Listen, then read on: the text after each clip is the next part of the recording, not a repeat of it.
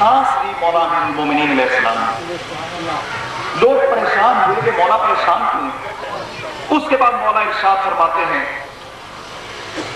इन्ना बैना जंबी, कि खुदा की कसम अली के इन दोनों पहलुओं के दरमियान अलूमन कल बिहार सवा के एक नहीं बल्कि इल्म के छलकते हुए समुंदर खाते मार रहे हैं।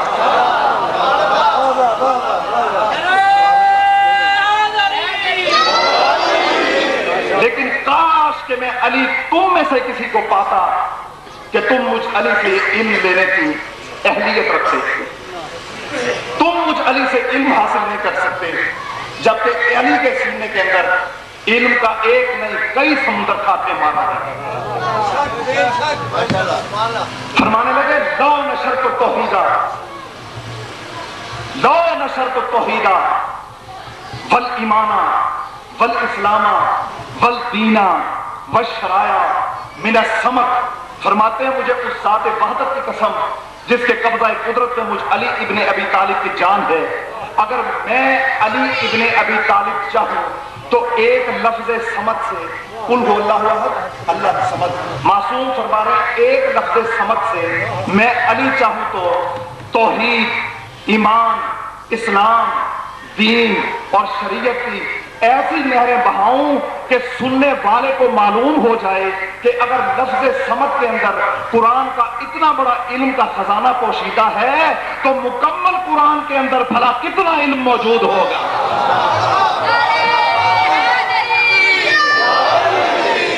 मौला को सलामत फरमाने लगे, कुरान के एक एक लफ्ज के अंदर एक एक हजार मानी पोशीदा है। तबीयतें बोर तो नहीं हो रही। मौला आपको सलामत रखे, आले मोहम्मद की मोहब्बत। फरमाने लगे, एक एक लफ्ज के अंदर एक एक हजार मानी पोशीदा है। किबला वहां पर जब मौला ने ये बात की, मौला के एक बड़े प्यारे चाहने वाले सहाबी हैं जिनका नाम है हजरत सासा बिन सोहान। तवज्जो फरमाना, हजरत सासा बिन सोहान, इनके भाई के नाम से हजरत ज़ैद बिन सोहान के नाम से कूफे के अंदर एक मस्जिद मौजूद है। जब ज़ायरीन को वहां जाकर आमाल कूफा बजाने पड़ते हैं मस्जिद कूफा में, इसी तरह ज़ैद बिन सोहान की मस्जिद में मासूम के फरमान के मुताबिक आमाल बजाने पड़ते हैं।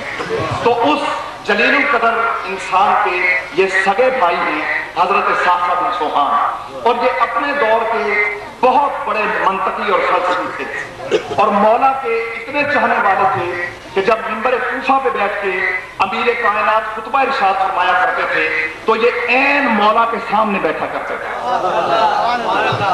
और जब किसी बात की समझ नहीं आती थी या किसी दूसरे को समझ नहीं आती थी तो ये वाहिद हजरत सासा बिन सोहान की जात थी जो खड़े होकर इमाम कायनात से उस सवाल का जवाब पूछते थे कि मौला मुझे इस मसले की समझ नहीं आई, इस मसले को दोबारा इरशाद फरमाइए।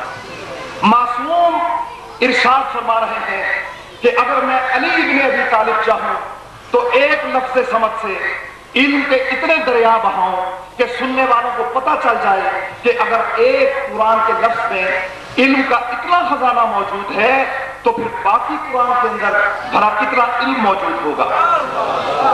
सामीन इकरामी कदर, इधर मौला ने ये जुमला कहा कि हजरत सासा बिन सुहान अपने मुकाम से उठे, हाथ बांध के अर्ज करते हैं, या अमीरुल मोमिनीन, क्या कुरान के अंदर एक एक लफ्ज में एक एक हजार मानी पोशीदा है?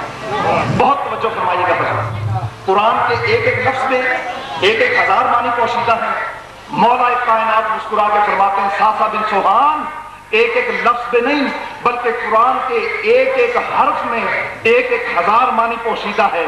मसलन बिस्मिल्लाह की बे में 1000 मानी पोशीदा है, बाय बिस्मिल्लाह के नुक्ते में 1000 मानी पोशीदा है, बिस्मिल्लाह की सीन में 1000 मानी पोशीदा है, बिस्मिल्लाह की अलफ में 1000 मानी पोशीदा है, बिस्मिल्लाह के लफ्ज़ अल्लाह में 1000 मानी पोशीदा है, इसकी ज़मीर हू में 1000 मानी पोशीदा है। अब सासा बिन सुहान कहते हैं, मौला क्या अल्लाह के अलावा کوئی اور بھی معنی کو جانتا ہے؟ تو میرے اور آپ کے امام مسکرا کے فرماتے ہیں ساسا بن سوہان تو نے یہ قرآن کی آیت نہیں پڑھی سما اور رسم الکتاب الذین اصطفینا من عبادنا کہ ہم نے اپنے بندوں میں سے جن کو چن لیا ہے اس کو اس کتاب کا وارث بنایا ہے. تو ساسا بن سوہان کیا کبھی کوئی وارث اپنی وراثت سے بے خبر رہ سکتا ہے؟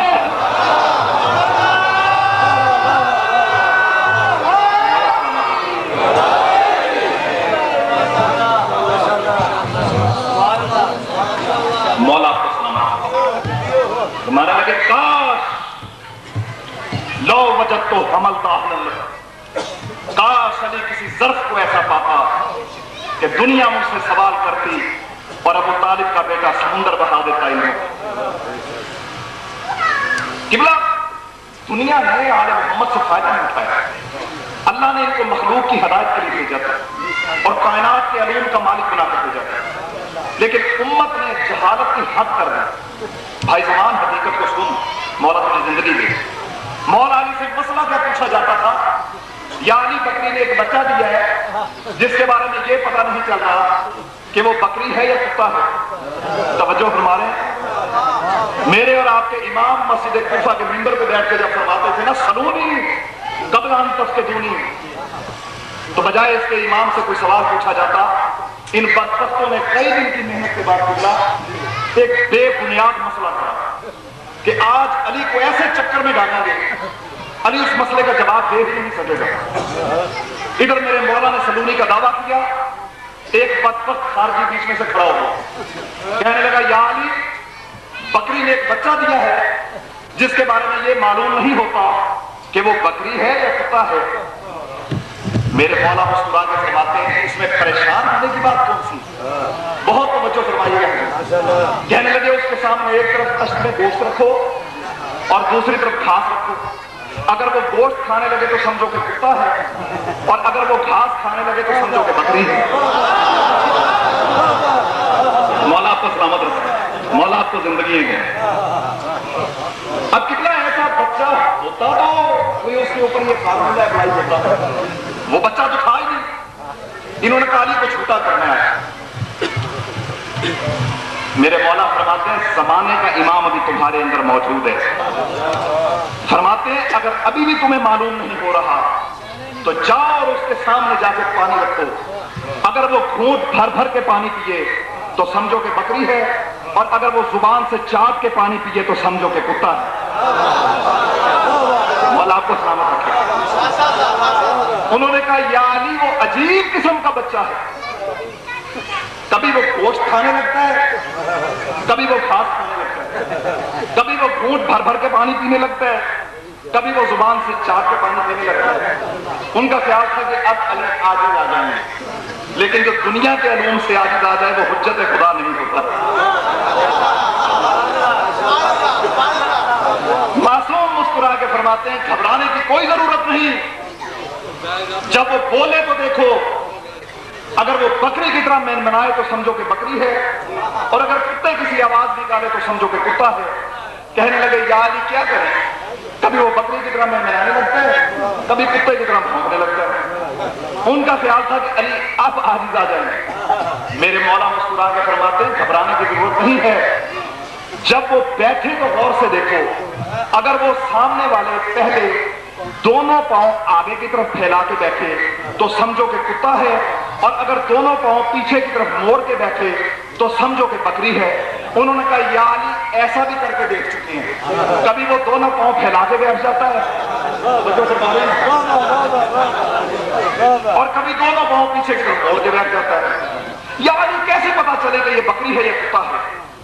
خدا کی قسم کائنات کے امام کے چہرے مبارک پہ جلال آ گیا اور دیکھ کے فرماتے ہیں علی کے علم کا امتحان لے کے اپنے ناپاک شجروں کا اشتہار بننے والے جاہلوں کی اولادوں اب تمہیں ابو طالب کا بیٹا اس مسئلے کا ایسا جواب دے گا کہ قیامت تک تمہاری نسلوں میں سے بھی کوئی آل محمد کے علم کا امتحان نہیں لے گا.